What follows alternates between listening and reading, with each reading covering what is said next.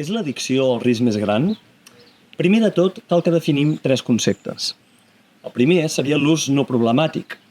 La quantitat i la freqüència d'ús de les noves tecnologies en l'adolescent o jove no li produeix conseqüències adverses en les activitats principals, siguin aquestes acadèmiques o extraescolars, ni en les personals ni en les seves relacions familiars.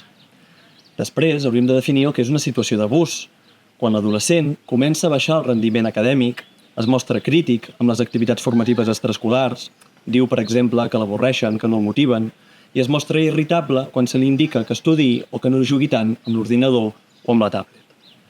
Finalment, definim la situació de comportament addictiu. L'adolescent prioritza l'ús de les noves tecnologies enfront de qualsevol altra activitat.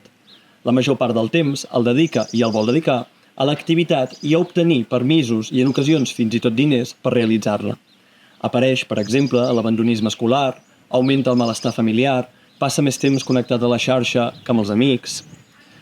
Són diversos els estudis en aquest sentit que relacionen l'ús abusiu de les noves tecnologies amb l'aparició de trastorns conductuals que es manifesten tant en l'àmbit familiar com en l'escolar i el social. Però què podem fer des d'Amalgama 7 i en aquest cas, per exemple, des de Can Rus o l'escola de Pozuelo? Doncs per fer front a una realitat malauradament cada vegada més estesa, des de les escoles terapèutiques Amalgama 7 tenim un model propi en el tractament de les distintes problemàtiques generades pel mal ús de les noves tecnologies. Entre d'altres qüestions, els nois i noies residents a les escoles no utilitzaran el mòbil durant els primers mesos de tractament com a mètode de deshabituació.